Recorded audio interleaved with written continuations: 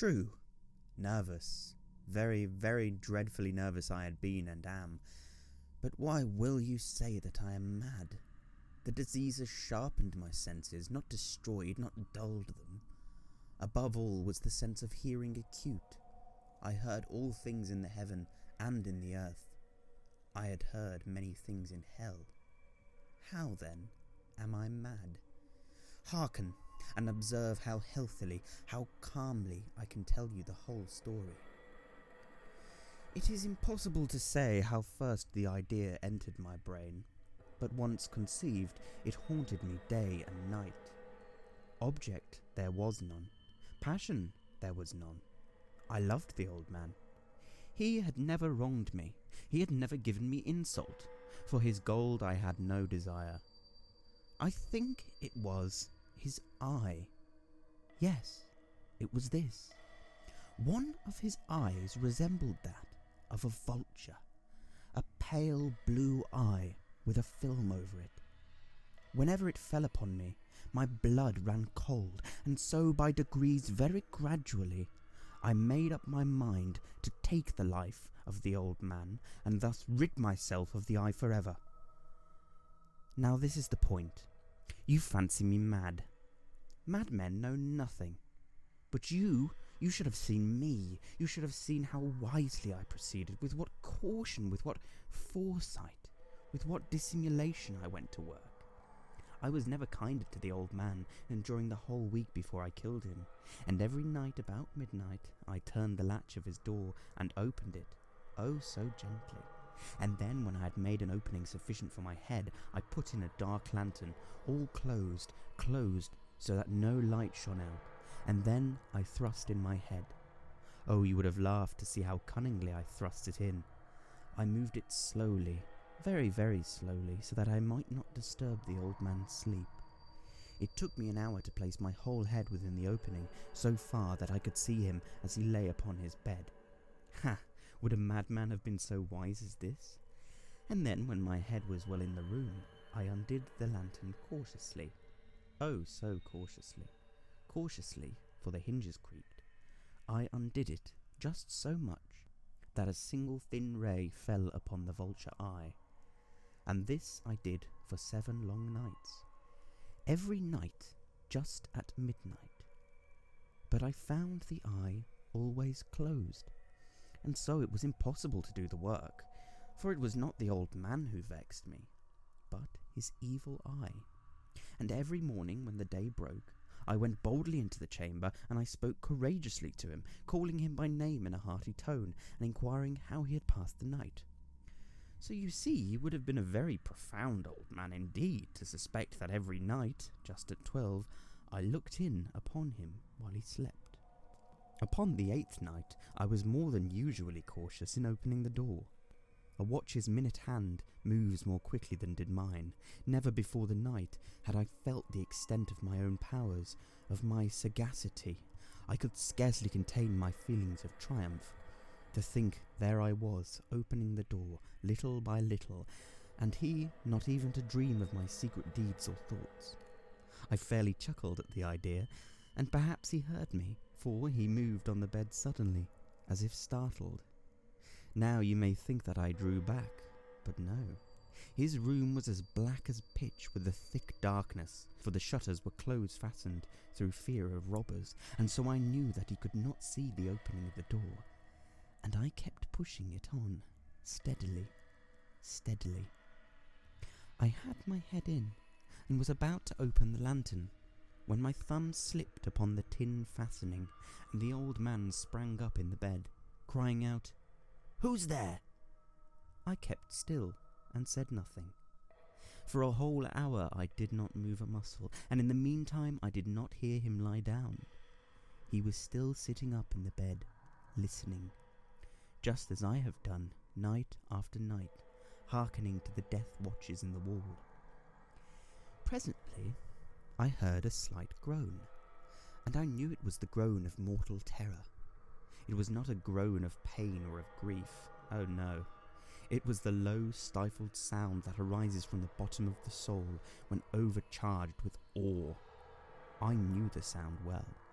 Many a night, just at midnight, when all the world slept. It has welled up from my own bosom, deepening with its dreadful echo the terrors that distracted me. I say I knew it well. I knew what the old man felt and pitied him, although I chuckled at heart. I knew that he'd been lying awake ever since the first slight noise when he had turned in the bed. His fears had been ever since growing upon him. He had been trying to fancy them causeless but could not. He had been saying to himself, "It is nothing but the wind in the chimney, it's only a mouse crossing the floor," or "It is merely a cricket which has made a single chirp." Yes, he has been trying to comfort himself with these suppositions, but he had found all in vain. All in vain, because death, in approaching him, had stalked with his black shadow before him and enveloped the victim, and it was the mournful influence of the unperceived shadow that caused him to feel, although he neither saw nor heard, to feel the presence of my head within the room. When I had waited a long time, very patiently, without hearing him lie down, I resolved to open a very, very little crevice in the lantern. So I opened it. You cannot imagine how stealthily, until at length a single dim ray, like the thread of the spider, shot from out the crevice and fell upon the vulture eye. It was open, wide open, and I grew furious as I gazed upon it. I saw it with the perfect distinctness, all a dull blue with a hideous veil over it that chilled the very marrow in my bones. But I could see nothing else of the old man's face or person, for I had directed the ray, as if by instinct, precisely upon that damned spot. And now have I not told you that what you mistake for madness is but over-acuteness of the senses? Now I say there came to my ears a low, dull, quick sound, such as a watch makes when enveloped in cotton. I knew that sound very well too. It was the beating of the old man's heart. It increased my fury as the beating of a drum stimulates the soldier into courage.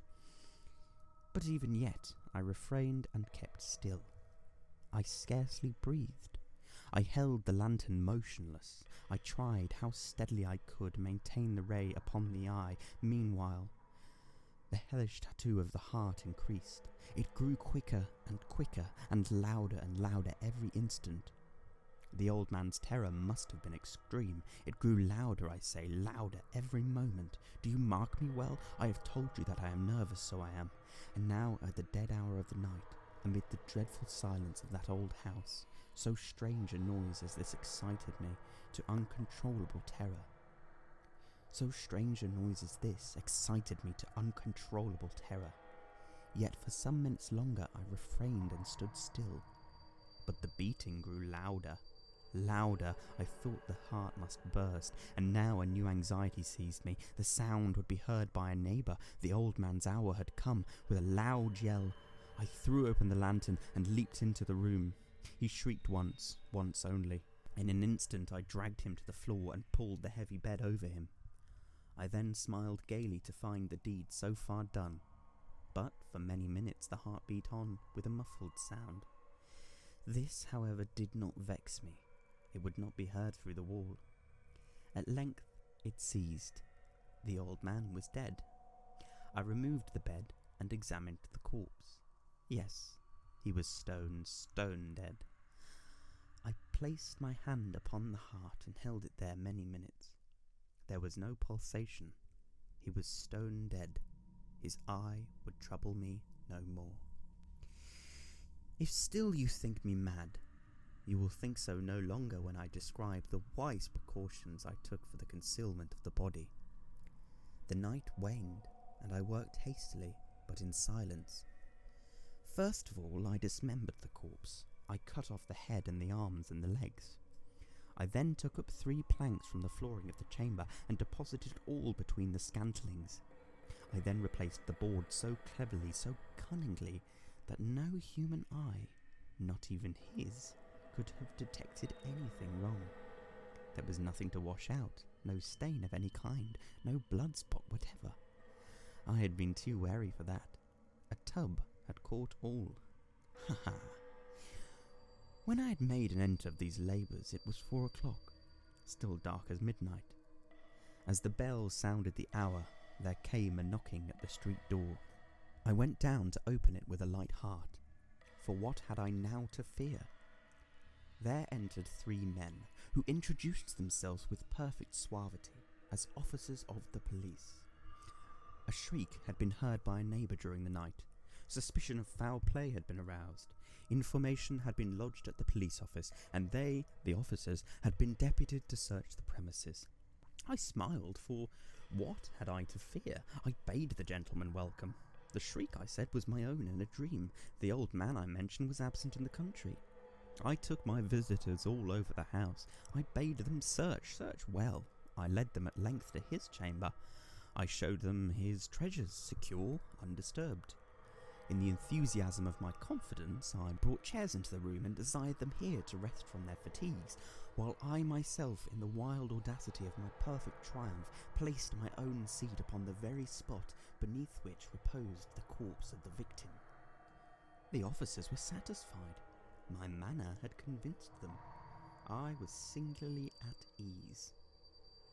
They sat, and while I answered cheerily, they chatted of familiar things. But ere long I felt myself getting pale and wished them gone. My head ached and I fancied a ringing in my ears, but still they sat and still chatted. The ringing became more distinct. It continued and became more distinct. I talked more freely to get rid of the feeling, but it continued and gained definitiveness, until at length I found that the noise was not within my ears. No doubt I now grew very pale, but I talked more fluently and with a heightened voice. Yet the sound increased, and what could I do? It was a low, dull, quick sound, much such a sound as a watch makes when enveloped in cotton. I gasped for breath, and yet the officers heard it not. I talked more quickly, more vehemently, but the noise steadily increased. I arose and argued about trifles in a high key and with violent gesticulations, but the noise steadily increased. Why would they not be gone? I paced the floor to and fro with heavy strides, as if excited to fury by the observations of the men. But the noise steadily increased. Oh God, what could I do? I foamed, I raved, I swore. I swung the chair upon which I had been sitting and grated it upon the boards, but the noise arose over all and continually increased. It grew louder, louder, louder, and still the men chatted pleasantly and smiled. Was it possible they heard not?